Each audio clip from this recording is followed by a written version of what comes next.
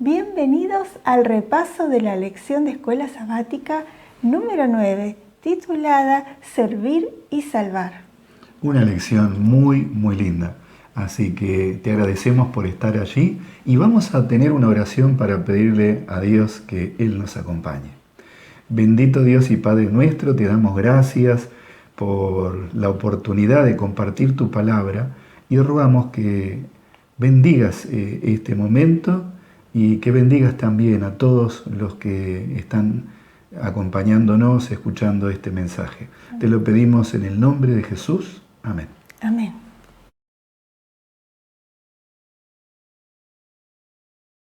Pasamos ahora a hablar acerca del TMI que tenemos cada sábado. Todo miembro involucrado. El capítulo que tenemos para hoy se titula El discípulo y la oración. El Señor Jesús enseñó que no existe una vida cristiana sin oración, ¿no? En el libro Mensajes para los Jóvenes, en la página 112, encontramos este consejo. La oración cotidiana es esencial para crecer en la gracia y aún para la vida espiritual misma, así como el alimento físico es indispensable para el bienestar temporal. Debemos acostumbrarnos a elevar a menudo nuestros pensamientos en oración a Dios. Si la mente divaga, debemos traerla de vuelta. Mediante el esfuerzo perseverante se transformará por fin en algo habitual. Qué importante buscar estar en comunión con Dios y concentrarnos para orar, para hablar con Dios. Sí, lamentablemente nuestras oraciones están manchadas de egoísmo. La mayor parte del tiempo oramos pidiendo para nosotros, que Dios nos cuide, que Dios nos ayude, que Dios solucione nuestros problemas. No es malo orar por nuestras cosas, claro, pero debemos orar y dedicar más tiempo para orar por los demás también. por supuesto. En la Biblia encontramos ejemplos de varias oraciones intercesoras, como la de Daniel. Daniel pasó muchas dificultades. Tuvo muchos problemas y muy difíciles. Pero él no dejaba de orar incansablemente por su pueblo, que sabemos que estaba bajo el dominio de Babilonia. No lo estaba pasando bien y su ciudad, Jerusalén, estaba semidestruida. Y Daniel oraba por esos motivos. También encontramos otro ejemplo, el de Job, que pasó terribles pruebas. Conocemos muy bien su historia. Y él pidió ayuda a Dios. Conversó con Dios, nos dice, ¿no?, allí la Escritura. Pero hasta que Job no oró por sus amigos, no fue contestada, digamos, oración por él. Dios allí recién lo restituyó, lo sanó, y no solo eso, sino que le dio el doble de lo que él tenía antes. Jesús no oraba por sí mismo, sino por aquellos había venido a salvar. Eso lo encontramos en el libro La Oración, página 18. Claro. Y la iglesia primitiva tenía una vida de permanente oración en favor de otras personas. ¿Y cuál fue el resultado? Que la iglesia creció de una manera asombrosa. Así que, como discípulos, debemos aprender a orar y a dedicar más tiempo a orar por los demás. Y así también nosotros nos vamos a olvidar de nuestros propios problemas. O puede que nuestros problemas parezcan mucho más pequeños cuando comenzamos a orar y a ver problemas de otros también. Claro, que no nos centremos tanto en nosotros mismos, y eso va a traer muchos beneficios y va a ser una gran bendición para nosotros. Estamos en días de oración. Hoy estamos cerrando los 10 días de oración, que han sido maravilloso poder encontrarnos con hermanos, con amigos para orar. Y tenemos también una tarjeta, ¿no?, que muchos ya lo hemos recibido, la tarjeta Orar para Salvar. Allí podemos anotar nombres de personas, de 5 personas especiales por las cuales vamos a estar orando este año. Pueden ser amigos, familiares, vecinos, compañeros de estudio o de trabajo, aquellas personas por las cuales te gustaría que se salve, que conozca a Cristo, que esté contigo en el cielo. Una gran oportunidad y no tenemos que desaprovecharla, así que completemos nuestra tarjeta, y si no tenemos la tarjeta podemos escribir en una agenda, en una libreta, y tener allí los nombres y contactarnos con ellos, porque la idea es orar y contactarnos con ellos, hacerles saber que estamos orando y, por supuesto, compartir también las buenas nuevas de salvación. Amén. Tenemos un testimonio. Ah, qué lindo, vamos a ver. Y está relacionado con el tema de la oración. Sí. Es decir, un testimonio de esto puesto en la práctica en el mismo campo de misión. ¿Lo vemos? Vamos a verlo. Feliz sábado, hermanos. Soy Mirta Roga, pertenezco a la Iglesia de Malvinas, soy miembro de hace mucho tiempo y es para comentarles cómo trabajamos con una hermana haciendo nuestra actividad misionera. Agradecemos a Dios en primer lugar porque Él es el que nos guía para llevar el mensaje a las personas que están necesitando, y también se nos ha presentado muchos pedidos de oración. A pesar de la pandemia no podemos salir mucho, pero lo hacemos a través de llevar el mensaje en la espera de una cola de los negocios o como sea, y llevamos el mensaje. Nuestra misión es con Nila Muñoz, que también es miembro de la Iglesia de Malvinas, así que nos juntamos las dos y a través de los teléfonos, porque es la manera que nos podemos comunicar con las demás personas que están atravesando problemas de salud, de económico y de todas las cosas que puedan surgir a través de la pandemia. Nuestra misión es hacer oraciones intercesoras por cada una de las personas, de las cuales tenemos muchas respuestas, gracias a Dios. Son varias, me costaría mucho enumerarlas a todas, pero bueno, una de las más cercanas son las que a través de mi nuera, que no es adventista, me ha pedido mucho, nos ha pedido que oremos por sus pacientes, que ella trabaja en una clínica privada, y bueno, han sido contestadas, gracias a Dios, que ya al llegado un momento los médicos ya pensaban que no iba a salir bien, y sin embargo dio a luz una bebé muy linda, que a través de que supuestamente ellos dijeron que fue un milagro de Dios, que no encontraban otra forma, los médicos ya no encontraban solución. Y así varias, y así siempre se encuentra una respuesta de Dios continuamente. Eso es para alentarnos día a día, para que oremos cada día más por cada uno de nosotros y por cada persona que necesita. También hoy fue ayer, mejor dicho, viernes, fue un día muy particular porque encontramos una persona que andaba vendiendo, estábamos justamente con él afuera y pasó esta persona que andaba vendiendo sus cosas que hacen así de alfajor y tortas, y todo era para conseguir la medicación de su hija. Estuvimos hablando con ella, nos comentó su problema, venía de Gregorio Álvarez, le pedimos que si quería dejarnos su teléfono para hacer las oraciones, nos dio el teléfono y nos ayudó, le dimos una ayuda y le entregamos también un librito en el cual le pusimos Nila le puso el teléfono porque justamente nos encontró en la calle, no teníamos en ese momento muchas cosas para darle.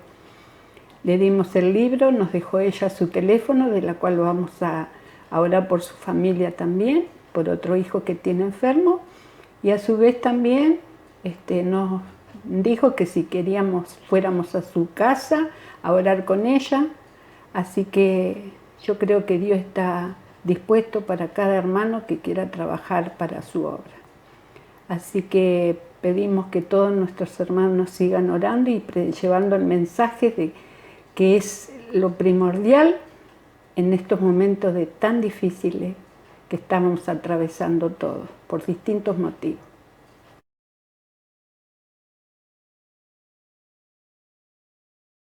Qué hermoso testimonio. Muchas gracias, Mirta, por contarnos lo que estás haciendo y vemos cuánto resultado que da la oración intercesora. Vale la pena involucrarse y orar.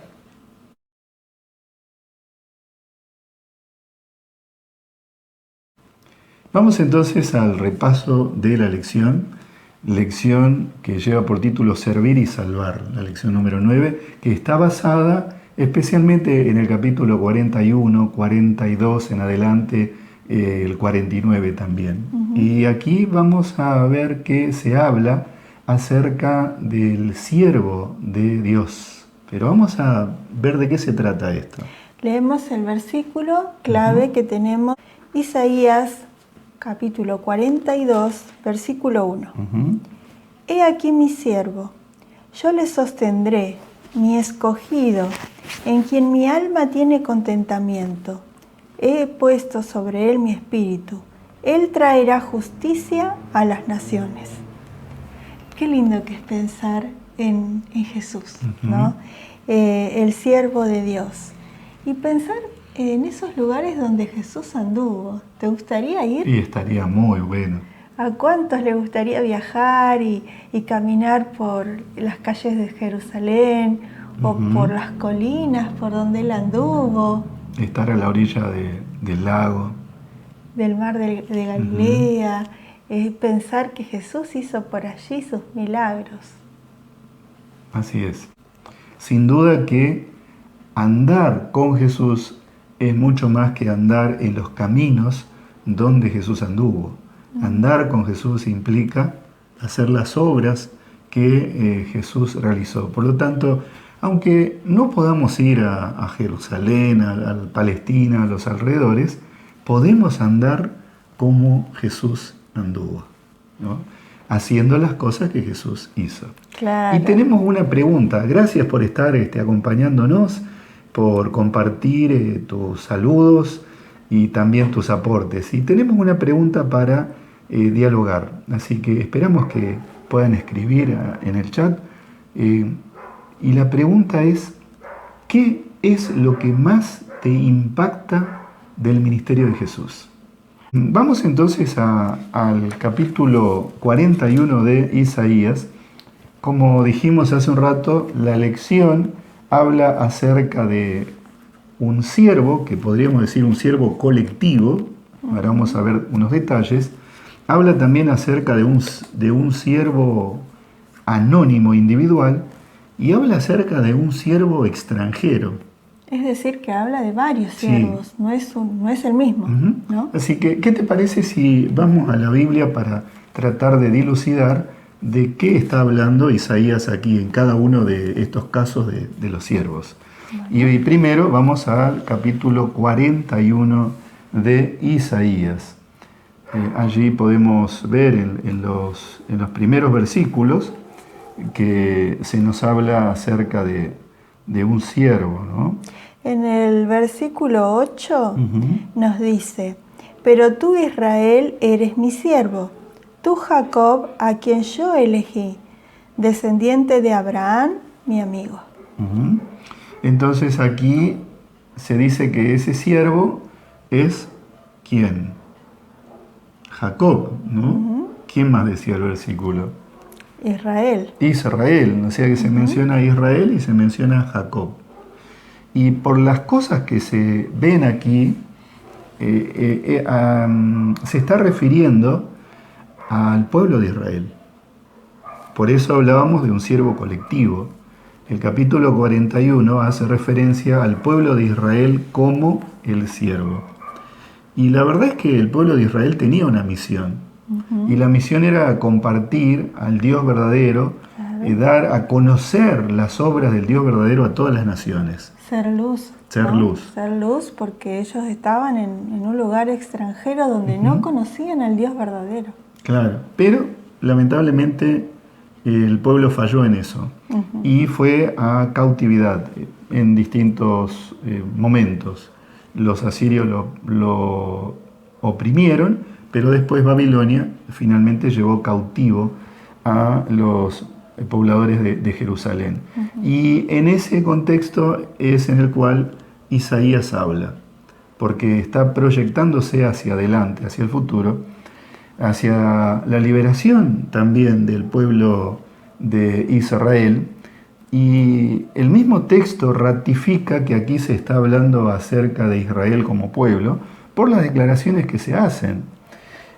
Por ejemplo, en el versículo 10, este versículo tan precioso para los creyentes, para aquellos que creemos plenamente en el Señor, guardamos este versículo en una tarjeta, lo compartimos. Es un versículo conocido y muy querido, ¿no? Que dice: no temas, que yo estoy contigo, no desmayes, que yo soy tu Dios que te fortalezco.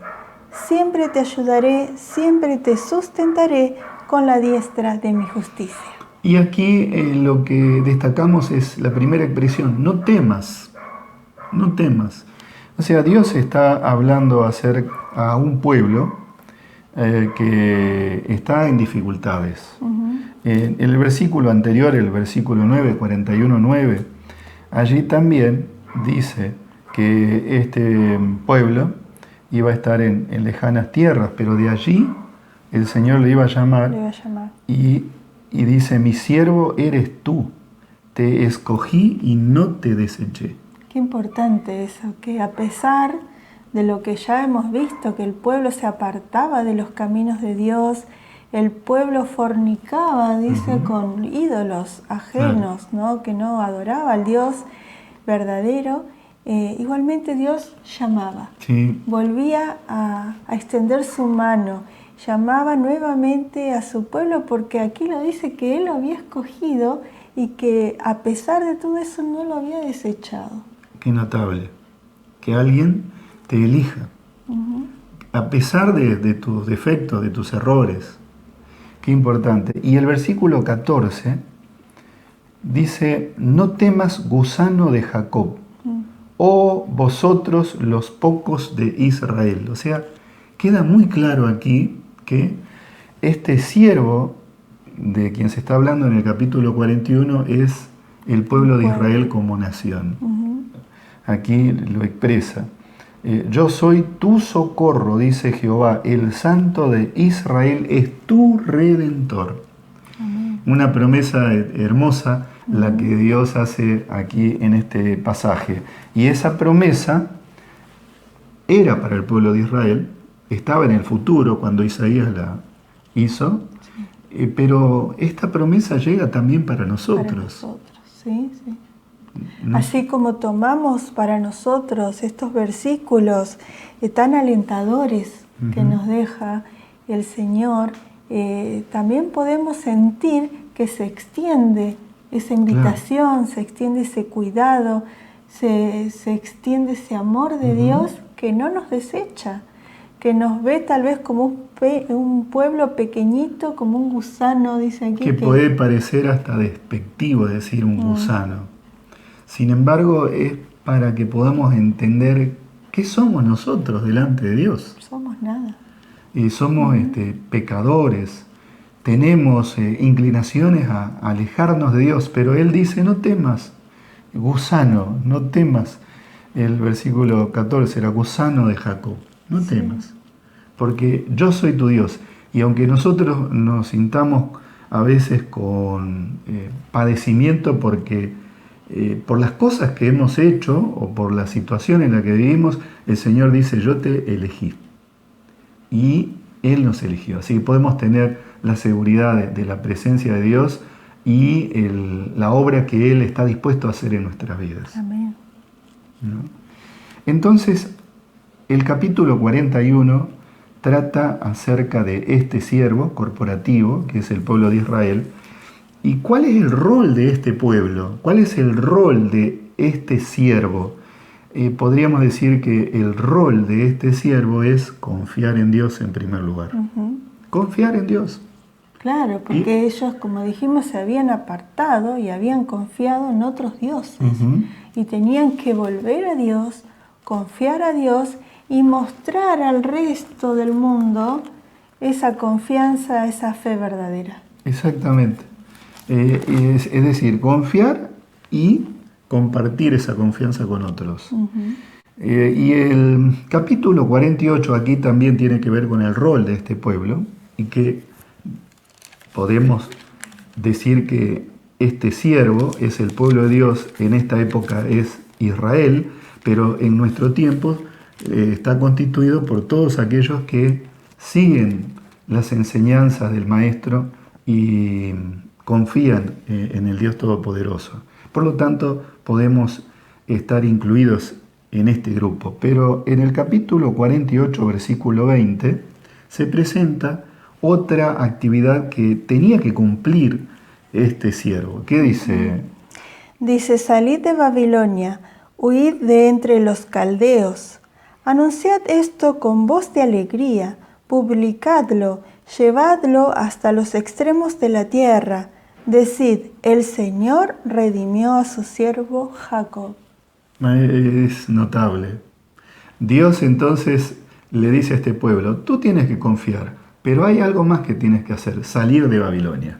Porque la liberación está, salir de Babilonia y proclamar, como decías hace un rato, y nosotros hoy también tenemos ese llamado. Tenemos que salir de la Babilonia del tiempo del fin, tenemos que salir del engaño, de la confusión, tenemos que salir de aquellas cosas que son erróneas desde la perspectiva bíblica y seguir lo que nos enseña la palabra de Dios y compartir ese mensaje. Tal vez también salir de lo que nos tiene esclavizado, ¿no? Salir de nuestros propios pecados, de las cosas que nos atan a este mundo, Tal cual. ¿no? Para predicar del Señor, y eso también nos va a mantener más firmes en la fe. Así es. Entonces, el capítulo 41 trata acerca de ese siervo, pero luego tenemos el capítulo 42 de Isaías, el capítulo 42, y aquí se habla acerca del siervo de Jehová, pero no se identifica quién es este siervo. Ahí está el versículo 1 que ya lo hemos leído, que está como el versículo clave de la semana. Claro, lo leemos nuevamente. Aquí está mi siervo, a quien sostendré, mi elegido, en quien me deleito. He puesto mi espíritu sobre él, y él traerá justicia a las naciones. Aquí podemos destacar algunas cosas. La primera también es un siervo escogido, pero trae contentamiento. Y también dice aquí que él traerá justicia a las naciones. Y ahí uno dice, ¿Israel trajo justicia a las naciones? No. Por lo tanto, Israel no es. Y si seguimos leyendo, encontramos algunos párrafos que son realmente inspiradores. Versículo 2. La actitud de este siervo se presenta aquí. Nos dice, no gritará ni clamará ni levantará su voz en las calles. Quiere decir que iba a ser un ministerio silencioso. Claro. ¿No? Un ministerio silencioso y con mucha humildad. Con mucha humildad. Y también aquí encontramos que en los versículos siguientes que hace un ministerio en favor de aquellos que sufren, que padecen. Y esto nos muestra que este siervo, sin lugar a dudas, es el Mesías. Y no tenemos que debatir mucho esto, porque el Evangelio nos aclara y ratifica esto. Si vamos al Evangelio de San Mateo, capítulo 3, versículo 17, allí Mateo expresa estas palabras refiriéndose al Mesías, refiriéndose a Jesús. En este versículo encontramos directamente la voz de Dios, ¿no? Porque fue en el bautismo de Jesús donde dice, y oí una voz del cielo que dijo, este es mi Hijo amado, en quien me complazco. Y es lo que decía el versículo 1, porque allí se dice que es escogido y también que Dios tiene contentamiento con él. Claro.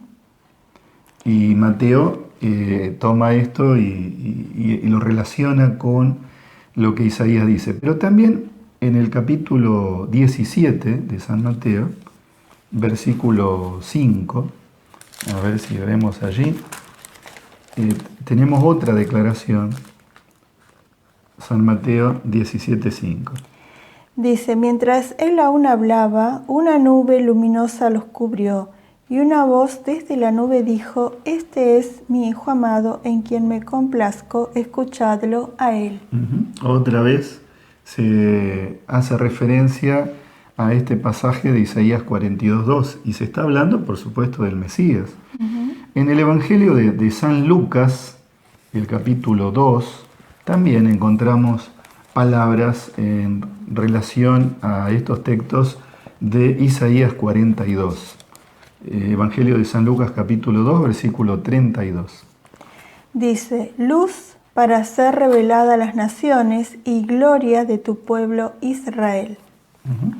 Y allí Lucas claramente cita a Isaías, a Isaías 42, este versículo que hemos estado leyendo. Que dice que va a ser luz a las naciones. Exacto. Entonces, este siervo individual no es otro sino el Mesías, es Jesús. También tenemos en otra cita, en Mateo capítulo 12, ¿no? Allí habla mucho de esto, pero versículos 17 en adelante, así se cumplía lo que dijo el profeta Isaías. Aquí está mi siervo, a quien elegí, mi amado, en quien me deleito.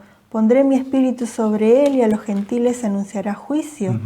No contenderá, ni voceará, ni oirá en las calles su voz. No quebrará la caña cascada, ni apagará la mecha que humea, hasta que haga triunfar el juicio. Y en su nombre las naciones pongan su esperanza. ¿Qué son las palabras de Isaías 42? Por lo tanto, los evangelios, estamos hablando de Mateo, de Lucas, hacen referencia a Jesús. ¿Quién es este siervo de Isaías 42? Es el Señor Jesús. Ellos ven el cumplimiento de la profecía en Jesús. Claro, claro. Él es el Mesías que tenía que venir. Y Juan también hace referencia en el capítulo 12 acerca de la obra redentora de Jesús. Él tenía que ser levantado, dice Juan capítulo 12, versículo 31, ahora es el juicio de este mundo, ahora el príncipe de este mundo será echado fuera, y si yo fuere levantado de la tierra, a todos atraeré a mí mismo. Y es lo que dice allí Isaías, y decía esto dando a entender de qué muerte iba a morir. Aquí se habla de un siervo que da la vida por su pueblo, y es lo que Isaías también va a plantear, ¿no? Entonces, este siervo de Isaías 42 no es otro sino Jesús. Pero también se habla aquí en Isaías acerca de otro siervo, un Mesías un tanto extraño, un Mesías extranjero, un siervo extranjero. En los capítulos 44 y 45 se habla acerca de este siervo. ¿Quién es este siervo? ¿Un siervo extranjero? Un siervo extranjero. ¿Y podría haber un siervo que no sea del pueblo israelita, del pueblo de Judá? Vamos a preguntarle a la Biblia. ¿Qué nos dice aquí Isaías particularmente? ¿Qué nos dice?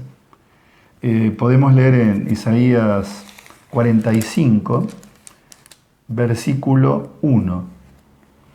Así dice el Señor, a su ungido, a Ciro, a quien tomó por su mano derecha para sujetar naciones ante él y desatar lomos de reyes, para abrir ante él puertas, puertas que no se cerrarán. Da nombre de este ungido. Da el nombre, claro. Y se menciona que es el ungido. Ungido es la palabra que da lugar a la palabra también Mesías. Su par en griego es Christos, el ungido. Y aquí se dice que el ungido es Ciro. ¿Quién era Ciro? Y Ciro era un rey persa. Y los reyes también eran ungidos, ¿no? Pero los reyes del pueblo de Dios. Claro. ¿No? Esos eran los reyes ungidos. Claro, los reyes, los sacerdotes, los profetas. Pero aquí aparece como ungido Ciro. Y en el capítulo 44 también ya se viene hablando de este ungido. El versículo 26, yo, el que despierta la palabra de su siervo y cumple el consejo de sus mensajeros, que dice a Jerusalén, serás habitada, y a las ciudades de Judá reconstruidas serán, y sus ruinas reedificaré. Que dice a las profundidades, secaos, y tus ríos haré secar. Y el versículo 28, que dice de Ciro, es mi pastor y cumplirá todo lo que yo quiero, al decir a Jerusalén serás edificada y al templo serás fundado. Claramente se ve aquí a Ciro con una misión. Esto nos lleva a reflexionar en varios ámbitos. El primer ámbito es que no se puede ser solo siervo del Señor si uno pertenece al pueblo exclusivamente, porque Dios obra y el Espíritu del Señor se manifiesta y puede obrar en muchas personas. Y aquí usó a este rey, a Ciro. Evidentemente él estuvo dispuesto a escuchar la voz de Dios, porque se puso a su servicio, hizo lo que estaba predicho, Claro. ¿no? De libertar al pueblo, de permitir que se reedificara Jerusalén. No solo permitir, él ayudó también en ese aspecto. Así que fue utilizado una persona extranjera, podemos decir, para el servicio de Dios. Exactamente. Y hay detalles que se presentan en relación a este conquistador. Él iba a venir del norte, del este, y efectivamente Ciro vino desde esas regiones. Recordamos que él era el general persa, pero ellos se unieron con los medos y entonces conquistaron Babilonia. Pero también cumplió, como aquí Isaías lo había predicho, liberó a los judíos de la esclavitud, permitió que ellos volviesen a Jerusalén, y no solo eso, sino que también el libro de Esdras nos dice que estableció un decreto para que reconstruyan el templo en Jerusalén. Así que sin lugar a dudas que Ciro cumplió en lo que Dios tenía planeado. 146 años después de la muerte de Isaías sucedió esto que él había predicho. Podemos ver cómo las promesas de Dios se cumplen, ¿no? Inclusive Dios también puede dar las cosas con nombre y apellido, podríamos decir, ¿no? Exacto. Así como dio esta promesa, ¿no? Esta profecía con el nombre y con el lugar de dónde iba a venir, todo con detalle. Encontramos en la Biblia mucho de nuestro propio futuro. Claro. Y no debemos dudar. Dios conoce el futuro. Realmente aquí lo vemos claramente. Y en Isaías 46:10 tenemos un pasaje que es clarito en esto. Sí, dice, que anuncio el fin desde el principio y desde la antigüedad lo que aún no era hecho. Que digo, mis planes se cumplirán y hago todo lo que deseo. Es lo que pasó con Ciro, es lo que pasó con Israel, es lo que pasó con Babilonia. Por lo tanto, podemos tener seguridad y esperanza en la palabra de Dios y en lo que el Señor ha anunciado. Ahí entonces hemos visto de qué se trata cada uno de estos siervos, lo hemos visto rápidamente, ustedes pueden ver detalles en la guía, así que seguramente han leído, y si no han leído, los animamos a buscar la guía de lectura y profundizar en estas cosas. ¿Y podemos recordar la pregunta también que teníamos? Sí, claro. ¿Qué es lo que más te impacta de la vida de Jesús? ¿Qué es lo que más te impacta de la vida, del ministerio de Jesús? Porque hoy estamos hablando acerca de ese siervo, del siervo del Señor. Ahora, bien, cuando vamos al libro de Isaías, nos encontramos que hay como un enfoque que se da a partir del capítulo 40 que no se da anteriormente. Por este motivo aparecen eruditos, estudiosos, para decir que el libro de Isaías fue escrito por dos autores. Por otro Isaías, tal vez. Claro, un segundo Isaías. Es más, dicen que él escribió eso después de que Babilonia fue tomada por los persas. Como decir, bueno, claro, escribieron sobre lo hecho, ya vieron todo lo que pasó y escribieron. Este segundo Isaías entonces estaría viviendo en la época de Ciro, digamos, claro, y él escribía lo que estaba sucediendo. Exacto. Pero nosotros tenemos que ir a las evidencias porque esto es solo una teoría y no está demostrada. O sea, por el solo hecho de decir de Isaías 40 hacia adelante se trata de otra manera, no podemos decir que Isaías no es el autor. Por otro lado, hay unidad en el libro porque a lo largo del libro se habla acerca de liberación, se habla acerca de esperanza, se habla acerca de perdón.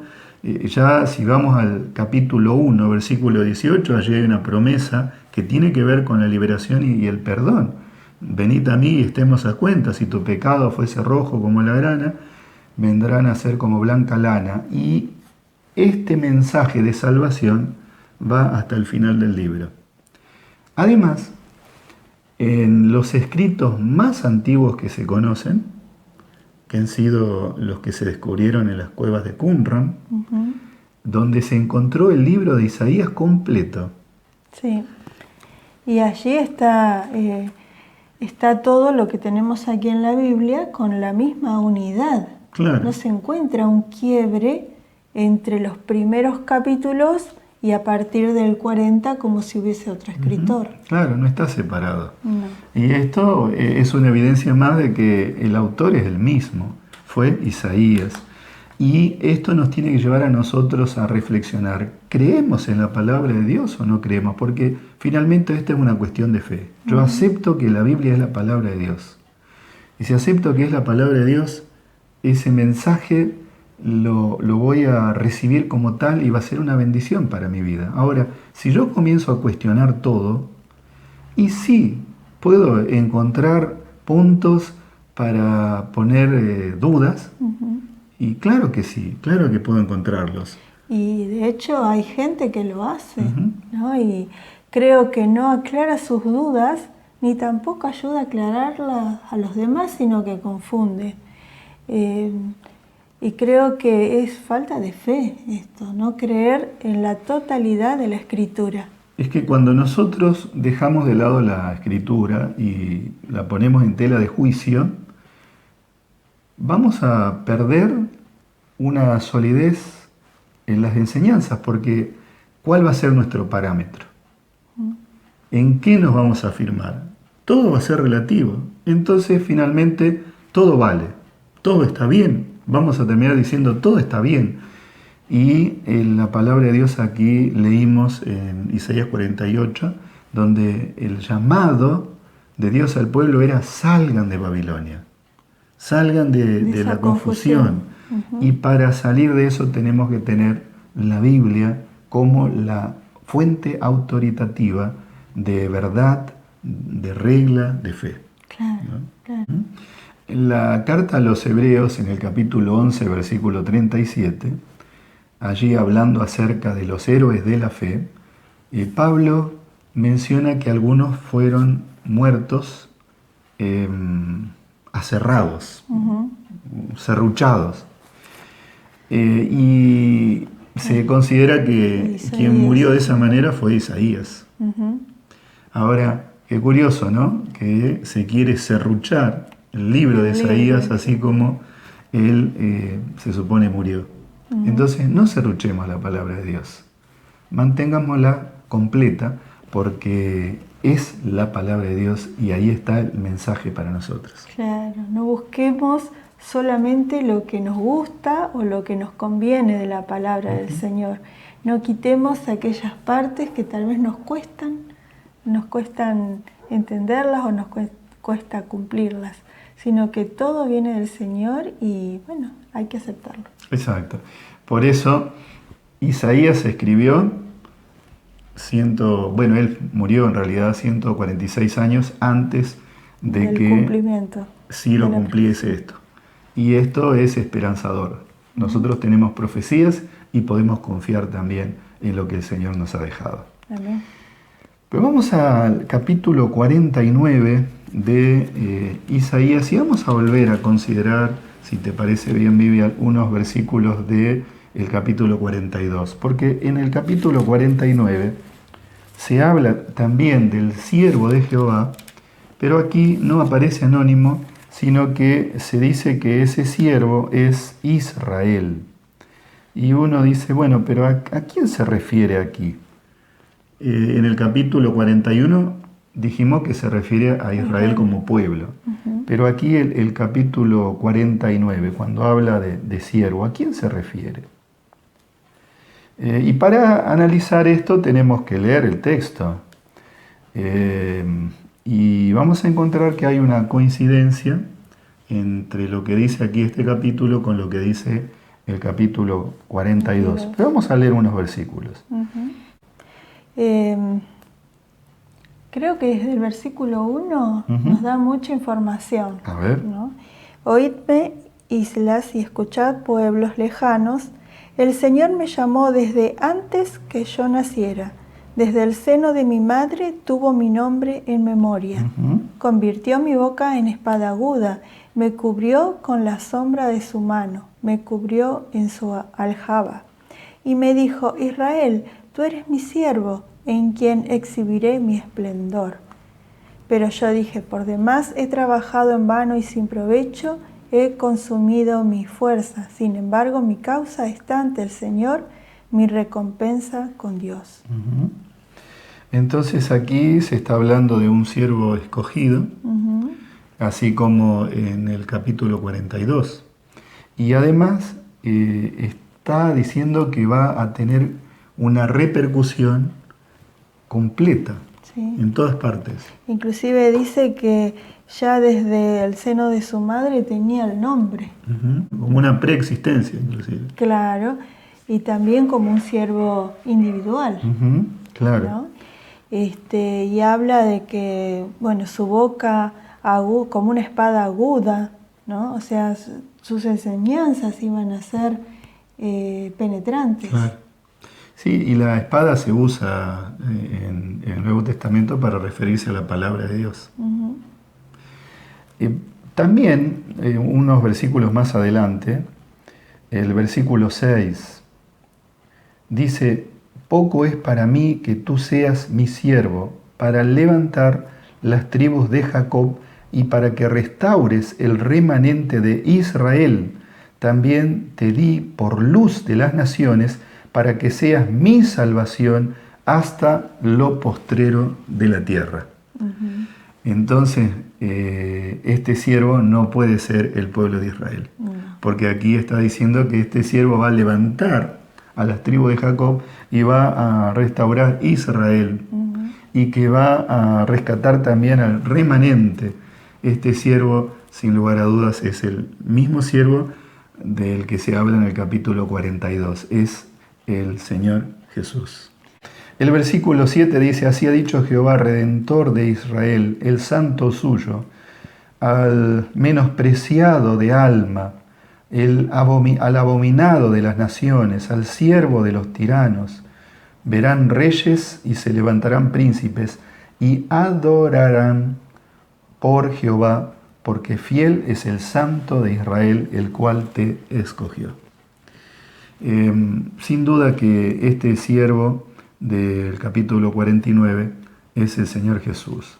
Ahí están las coincidencias y Él está obrando también para que nosotros podamos tener la seguridad de la salvación.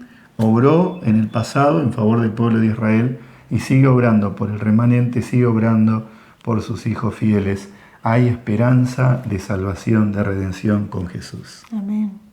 Y acá vemos cómo se proyecta el futuro en el último versículo que se leyó, que reyes lo verán y príncipes lo adorarán, ¿no? Allí en la venida de Jesús, en el fin de esta historia. Sí, así Entonces es Jesús, no hay duda. Claro. Muchas gracias por estar siguiéndonos, gracias por los comentarios, qué valiosos que son los comentarios. Qué bueno es saber que el Señor obró de una manera tan significativa y nosotros admiramos su obra. Y hay detalles, ¿no? A mí me impacta el ministerio de Jesús. Una de las cosas es la oración de Jesús, cómo Jesús oraba. Me impacta eso. Me impacta también la forma en que Él se dirigía a las personas que estaban desvalidas. Seguramente que algo también en tu vida impacta a Jesús. Claro, sí, como el amor que Él tenía para todos, el trato con las personas, llegaba de una manera sorprendente a esos corazones, con ese trato tan amoroso de Jesús. Y que a veces cuánto nos falta a nosotros de eso. Y bueno, ese es mi ruego al Señor, ¿no? Que me ayude a seguir por esos caminos, por los caminos que Jesús nos mostró que tenemos que seguir. Amén. Pero vamos al capítulo 42 y tomemos otra vez unos versículos allí, a partir del versículo 2, porque esto muestra el ministerio de Jesús y tiene que ver con lo que estabas diciendo, porque aquí dice, no gritará, ni alzará su voz, ni la hará oír en las calles. Y Jesús no andaba haciendo una promoción diciendo, vengan todos a escucharme, porque tengo un mensaje para ustedes. En todo caso, Juan tuvo un poco más, Juan el Bautista tuvo un poco más de esa actitud de proclamar, pero Jesús desarrolló un ministerio con total humildad, con respeto, sin gritos, sin insultos. ¿Cuánto tenemos que aprender de Jesús? ¿Cuánto tenemos que aprender? Era más testimonio personal que lo que Él hablaba, ¿no? Que lo que Él predicaba. Claro, los sacerdotes querían encontrar algún punto para acusarlo y no había caso. No había falta en Él, no había falta. Él se expresaba con ternura y cuando reprendía también lo hacía con ternura, ¿no? El versículo 3, aquí estamos en Isaías 42, dice, no quebrará la caña cascada, ni apagará el pábilo que humeare, por medio de la verdad traerá justicia. No se cansará ni desmayará, dice el versículo siguiente. Y esto nos muestra esa bondad del Señor. Puede ser que nuestra vida esté un tanto apagada, puede ser que estemos débiles como una caña que está a punto de quebrarse, puede ser que nuestra luz está apenas con un humito porque ya no hay llama, no hay fuego, pero el Señor aquí nos deja una esperanza maravillosa. Jesús va a orar y dice, yo no lo voy a apagar, sino que Él viene para reavivar ese fuego, viene para fortalecer esa caña, para que nosotros con Él nos sintamos totalmente seguros. Así como habíamos dicho que Jesús no desechó a su pueblo a pesar de los pecados que tenía, tampoco nos desecha a nosotros individualmente, aunque estemos mal, débiles, frágiles. Nuestra luz a lo mejor brilló mucho en algún tiempo y ahora está apagándose, pero el Señor no dice, bueno, esta luz ya no sirve, sino que Él nos vuelve a dar esa energía, nos vuelve a dar esa fuerza y nos dice, no temas, yo estoy contigo. Amén. Al margen de la actitud de Jesús y el ejemplo que Él es para nosotros, y que no, lo admiramos, ahora el asunto es cómo aplico yo eso en mi vida. Porque a veces en el marco de nuestra familia, en el marco de, de la iglesia inclusive, no tenemos esa actitud. Salimos por allí como para querer hacer justicia por mano propia y decir, no, este hizo esto, así que ahora lo voy a, como alguien decía, lo voy a acusar, ¿no? Lo voy a acusar con fulano, con sultano, voy a llamar a estos líderes para que hagan algo porque no puede ser.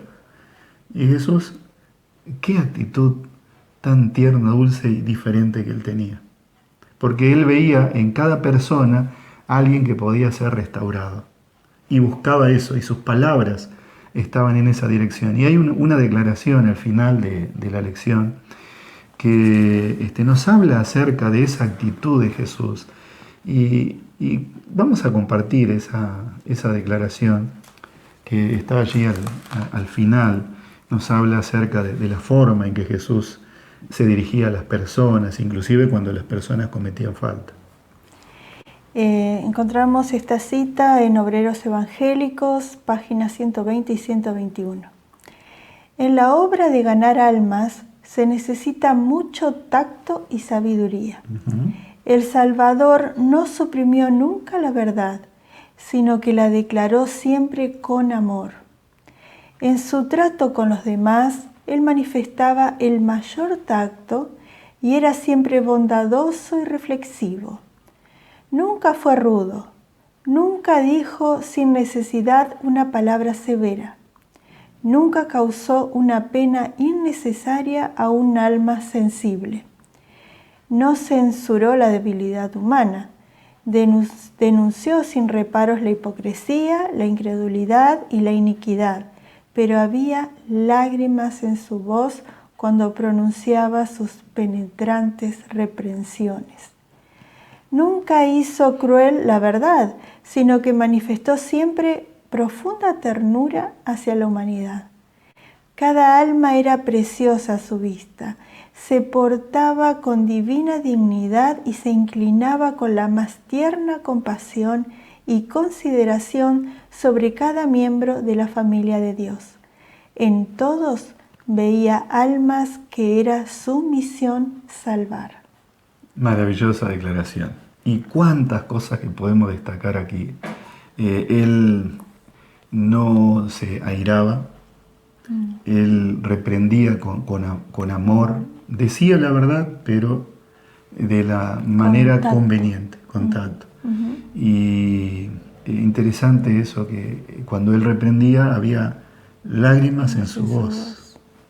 Qué declaración significativa. Y ese es el camino que nosotros tenemos que seguir.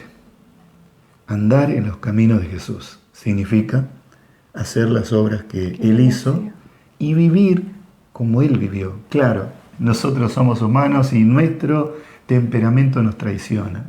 Nuestra incredulidad a veces, nuestro ego nos traiciona, pero necesitamos ir a ese Dios Todopoderoso, necesitamos ir a ese siervo sufriente, bondadoso, para aprender de Él y para pedirle a Él que Él nos transforme de tal manera que nosotros sigamos también ese ejemplo y seamos bendición para otras personas. Amén.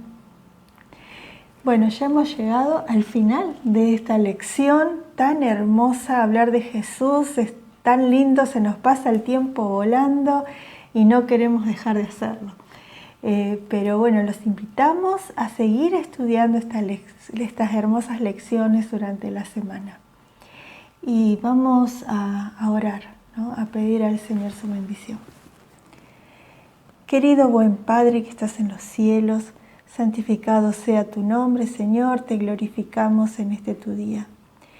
Señor, hemos leído, hemos reflexionado, hemos hablado acerca de este siervo que tú enviaste a este mundo, Gracias por Jesús, gracias por su vida, por su obra, por su redención. Amén. Rogamos, Padre, que podamos caminar por los caminos que Él anduvo. Sí. Aunque es muy difícil para nosotros, pero con tu ayuda sabemos que es posible. Pedimos, Señor, que tú bendigas nuestras vidas, que tú nos saques de Babilonia, que podamos dejar atrás esas cosas que nos atan a este mundo y que, Señor, de esta manera podamos en aquel día cuando Jesús venga estar allí presentes. Amén. Rogamos por nuestras familias, por nuestros amigos, por nuestros vecinos, que podamos ser luz para ellos también.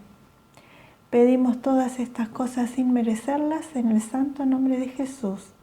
Amén. Amén. Gracias por acompañarnos y nos encontramos el próximo sábado.